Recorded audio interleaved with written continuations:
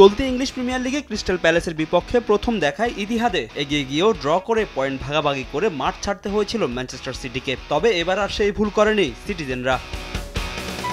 যদিও শুরুতে পিছিয়ে যায় বর্তমান চ্যাম্পিয়নরা, ম্যাচের 3 মিনিটের মাথায় ফিলিপে মাটেটার গোলে এগিয়ে যায় স্বাগতিকরা। পিছিয়ে পড়ে ম্যাচে ফিরতে মরিয়া হয়ে ওঠে সিটি। 10 ও 11 মিনিটে পরপর দুটি সেভ করে ক্রিস্টাল প্যালেসকে নিশ্চিত গোল হজম থেকে রক্ষা করেন গোলরক্ষক হেন্ডারসন।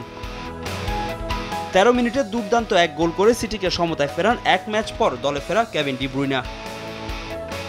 19 মিনিটে ক্রিস্টাল প্যালেসের গোলরক্ষককে একা পেয়েও গোল করতে পারেননি আর্লিং হল্যান্ড। পাল্টা আক্রমণ করেছে ক্রিস্টাল প্যালেসও। 38 মিনিটে জর্ডান আইউর নেওয়া শট বারে লাগলে হতাশা বাড়ে স্বাগতিক সমর্থকদের। প্রথমার্ধে শেষ হওয়ার আগে বেশ কয়েকটি সুযোগ পেয়েও কাজে লাগাতে পারেনি ক্রিস্টাল প্যালেসের ফুটবলাররা। সমতা নিয়ে বিরতিতে যায় দুদল।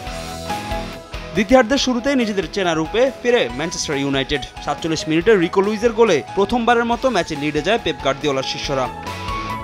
66 মিনিটে আবারও লিডে যায় সিটি। কেভিন ডি ব্রুইনার পাস থেকে গোল করেন আর্লিং হল্যান্ড, যা চলতি প্রিমিয়ার লিগে তার 19তম গোল। আর সব প্রতিযোগিতা মিলিয়ে 3 ম্যাচ পর গোলের দেখা পেয়েছেন হল্যান্ড। এর মিনিট 4 পরে আবারও গোলের দেখা পায় ইপিএল এর বর্তমান চ্যাম্পিয়নরা। রদ্রির পাস থেকে ম্যাচে নিজের দ্বিতীয় গোল করেন কেভিন ডি ব্রুইনা। তার গোলে জয় অনেকটা নিশ্চিত হয়ে যায় পেপ গার্দিওলার শিষ্যদের। ম্যাচের শেষের দিকে এদুইউর গোলে শুধু হারের ব্যবধান কমিয়েছে ক্রিস্টাল প্যালেস। প্রিমিয়ার লিগের পয়েন্ট টেবিলের বর্তমান যে চিত্র, সেখানে একটি পয়েন্টও মূল্যবান ছিল সিটির জন্য। এই ম্যাচে জয়ের আত্মবিশ্বাস নিয়ে চ্যাম্পিয়ন্স লিগের রিয়াল মাদ্রিদের বিপক্ষে মাঠে নামবে ইপিএল এর ডিফেন্ডিং চ্যাম্পিয়নরা। ফাহিম ইসলাম, সময় সংবাদ।